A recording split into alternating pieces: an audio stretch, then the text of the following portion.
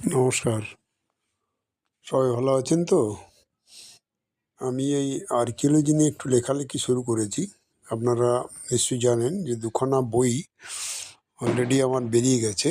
একটা হচ্ছে inbuilt heritage conservation এবং আরেকটি হচ্ছে আর্কিওলজি ওয়েস্ট বেঙ্গল। এই বইগুলোর লেখা উদ্দেশ্যটা যাই হোক না কেন, সাধারণ ছাত্রছাত্রী, গবেষক এবং যারা ক্ষেত্রানুসন্ধানী আছেন তাদের পক্ষে হয়তো সহায়ক হবে। আশা করি এই জাতীয় বই খুব একটা আপনারা সচরাচর বাজারে পাবেন না।